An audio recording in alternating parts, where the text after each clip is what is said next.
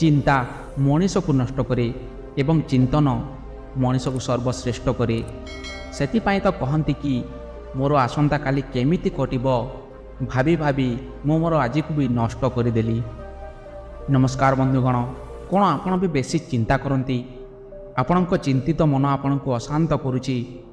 ଯଦି ଆପଣ ଚିନ୍ତନ ନ କରି ଚିନ୍ତା କରୁଛନ୍ତି ତ ଏହି ମହାତ୍ମା ବୁଦ୍ଧଙ୍କ କାହାଣୀ ଥରୁଟେ ଶେଷ ପର୍ଯ୍ୟନ୍ତ ଶୁଣନ୍ତୁ।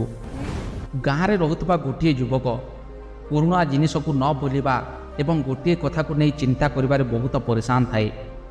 ଯଦି ତାକୁ କେହି କିଛି ବି କହିଦିଅନ୍ତି କି ତାକୁ କିଏ ଖରାପ କଥା କହିଦିଏ ତ ସେ କଥାକୁ ନେଇ ସେ ପୁରା ଦିନଟି ଯାକ ଚିନ୍ତା କରୁଥାଏ। ସେହି କଥାଟି ତା ମସ୍ତିଷ୍କରେ ସଦାବେଳେ ଘୁରି ବୁଲୁଥାଏ ଏବଂ ତା ସାଥିରେ ଘଟିଯାଇଥିବା ଘଟଣାକୁ ନେଇ ତାର କିସ୍ମତ ଏବଂ ଭଗବାନଙ୍କୁ ଦୋଷ ଦେଇଥାଏ। ନା ତ ସେହି ମଣିଷ ଉପରେ ପ୍ରତିଶୋଧ ନେବାର ଭାବନା ଗଣ୍ଠି ବନାଇଥାଏ ଯିଏ ତାକୁ କିଛି କହିଥାଏ କିମ୍ବା ତାର କିଛି ଖରାପ କରିଥାଏ।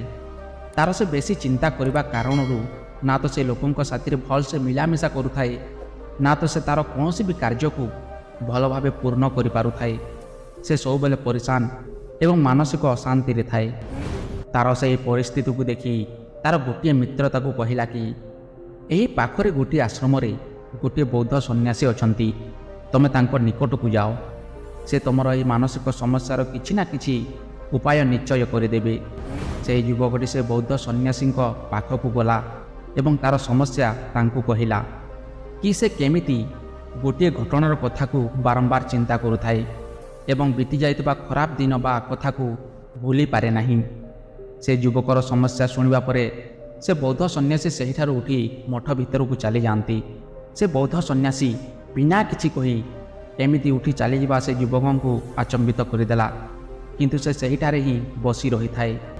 କିଛି ସମୟ ବିତିଯିବାରୁ ସେ ଦେଖିଲା ଗ୍ଲାସରେ ପାଣି ଭର୍ତ୍ତି କରି ସେ ବୌଦ୍ଧ ସନ୍ନ୍ୟାସୀ ତାରି ପାଖକୁ ଆସୁଥାନ୍ତି।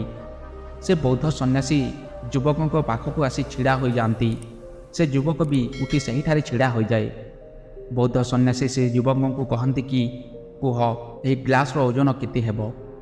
ଯୁବକଟି କହିଲା, ମୁଁ ସଠିକ୍ ତ କହିପାରିବି ନାହିଁ, କିନ୍ତୁ ଏ ଗ୍ଲାସର ଓଜନ ବହୁତ କମ୍ ହୋଇଥିବ।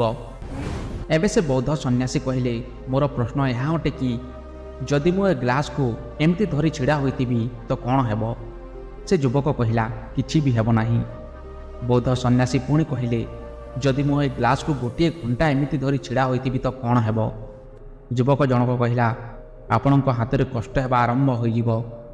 ବୌଦ୍ଧ ସନ୍ନ୍ୟାସୀ ପୁଣି କହିଲେ, ଯଦି ମୁଁ ଏ ଗ୍ଲାସକୁ ଧରି ପୁରା ଦିନ ଏମିତି ଛିଡ଼ା ହୋଇଥିବି ତ କ'ଣ ହେବ?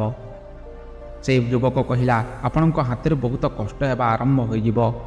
ଆପଣଙ୍କ ହାତ କିଛି ସମୟ ପାଇଁ କାମ ମଧ୍ୟ କରିବ ନାହିଁ। ଆପଣଙ୍କ ମାଂସପେଶୀରେ ତନାବ ଆସିଯିବ।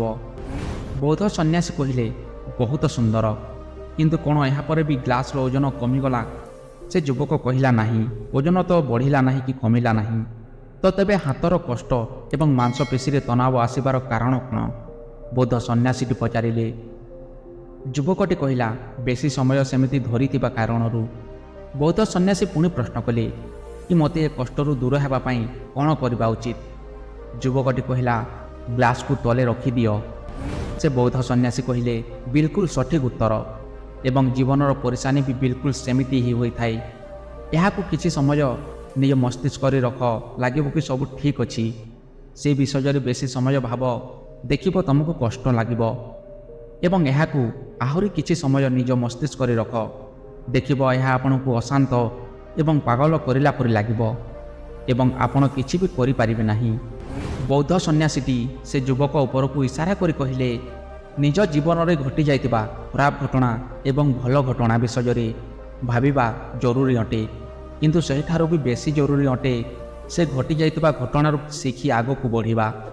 ଯଦି ତୁମେ ଗୋଟିଏ କଥାକୁ ଧରି ବସିଯିବ ତ ଠିକ୍ ସେହି ଗ୍ଲାସ ପରି ତୁମ ଜୀବନରେ କଷ୍ଟ ଦେବା ଆରମ୍ଭ କରିଦେବ। ଯଦି ତୁମେ ଆଜି ନିଜ ଅତୀତକୁ ନେଇ ବସିପଡ଼ ତ ସେ ଆଜି ବି ତୁମ ହାତରୁ ଖସିଯିବ ଏବଂ ପୁଣି ତୁମେ ଭବିଷ୍ୟତରେ ଏହାକୁ ନେଇ ପରିଶାନ ହୋଇଯିବ।